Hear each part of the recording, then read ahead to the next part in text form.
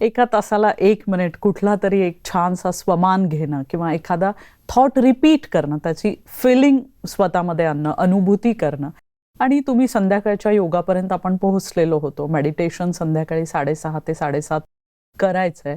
Exactly त्या एका तासामध्ये काय करायचंय, म्हणजे कुठल्या कुठल्या स्मृती आणायच्या. जसं 1-1 मिनिट इट्स इझी, की एकच विचार मला 1 मिनिट करायचा आहे तर ठीक आहे, पण 1 तास बसणं, फर्स्ट थिंग बसायचं आणि काहीतरी आठवायचं. जे तुम्ही रेग्युलरपणे करतायत ते ठीक आहे, पण सगळ्याच लोकांना हे कसं शक्य होईल? नुमाशामच्या योगासाठी जे नवीन करणारे आहेत ते बऱ्याच कॉमेंट्रीजचा आधार घेऊ शकतात. ओके. जेव्हा सुरुवातीला त्यांना कसे विचार क्रिएट करायचे हे लक्षात येत नाही, तर अशा वेळेला ते कॉमेंट्रीजचा आधार पण घेऊ शकतात. ओके. एखादं छानसं गाणं, जे ब्रह्माकुमारीजमध्ये अनेक गाणी बनलेली आहेत जी ऑटोमॅटिक आपल्या मनाला ईश्वराशी कनेक्ट करणारी असतात. खूप लोक हे गाणे ऐकतात, म्हणजे तुमचे बीकेच नाही, बाहेरचे लोक पण, आणि खूप सुंदर आहेत सॉंग्स. खूप ब्युटिफुल आहे, ऐकल्यानंतर असं रिलॅक्स वाटतं एकदम. तर त्या गाण्यांचा आधार घेऊ शकतो आपण थोडासा आधेमध्ये. आणि प्लस त्याच्यामध्ये विशेष आपल्याला हा अभ्यास करायचा आहे. जसं की आपण सकाळी मेडिटेशन करतो तर त्यावेळेस आपण आपली बॅटरी चार्ज करतोय, बरोबर. तर संध्याकाळच्या मेडिटेशन मध्ये आपण असं करू शकतो की आपण दुसऱ्यांना काहीतरी देणं लागतो, निसर्गाला देणं लागतो, आपण ह्या समाजाला, या जगाला पण आपल्याला काहीतरी द्यायचंय.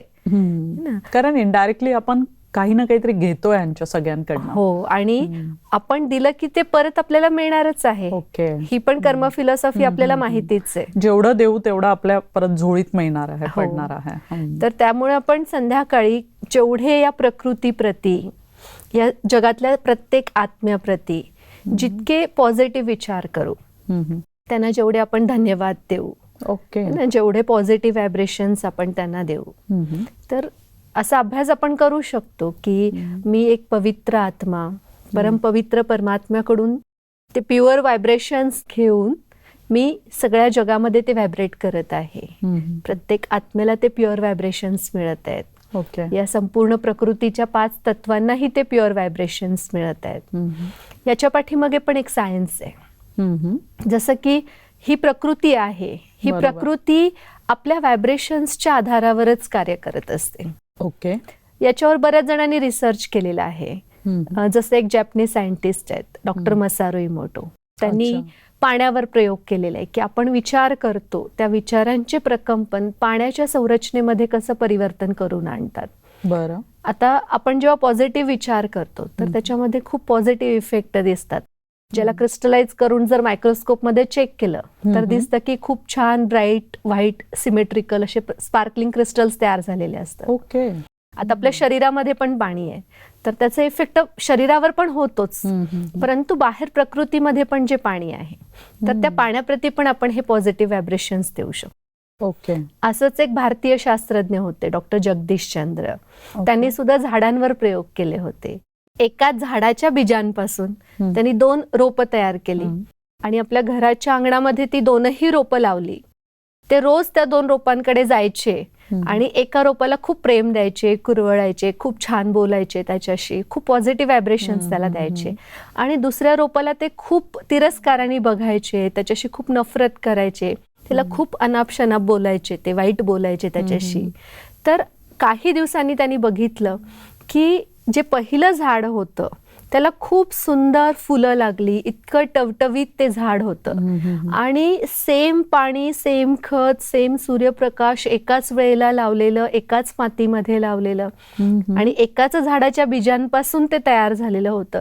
तरी सुद्धा दुसरं जे रोप होतं ते काही दिवसांनी एकदम कोमेजलं, मरगळलं आणि ते मेलं एक दिवस. म्हणजे हे जे त्यांनी प्रयोग केला हे करताना ते बोललेले नाही आहेत, फक्त मनामध्ये विचार केले. विचारांचा एवढा जबरदस्त परिणाम आहे. हो, याला आपण टेलिपॅथी जी म्हणतो.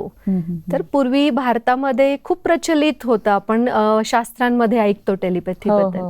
याच्यावर सुद्धा शास्त्रज्ञांनी रिसर्च केलेले आहेत की आपण एखाद्या व्यक्तीप्रती जेव्हा विचार करतो तर ती प्रकंपनं त्या व्यक्तीपर्यंत पण पोहोचतात आणि त्याच्या सुद्धा त्या ब्रेन पॅटर्न मध्ये त्यावेळेस चेंजेस दिसून येतात. ओके. तर असं आपण जेव्हा विचार करतो त्या प्रकृतीप्रती, बघा पूर्वी माणूस सात्विक होता, तेव्हा प्रकृती पण खूप सात्विक होती, सुख द्यायची, सगळ्या गोष्टी प्रमाणात आणि वेळेवर असायच्या. हा, म्हणजे आजकाल जे काही होत आहे, जेव्हा नैसर्गिक पाऊस आपत्ती नकोय आपण तेव्हा बघतोय. पाऊस येतोय, राईट, हे सगळ्या गोष्टी पूर्वी फार कमी प्रमाणात पाहायला भेटायच्या. हो, आता माणसाची वृत्ती पण तामसिक झाली, तर आपण प्रकृतीला तर खूप निगेटिव्ह व्हायब्रेशन्स द्यायला लागलोय.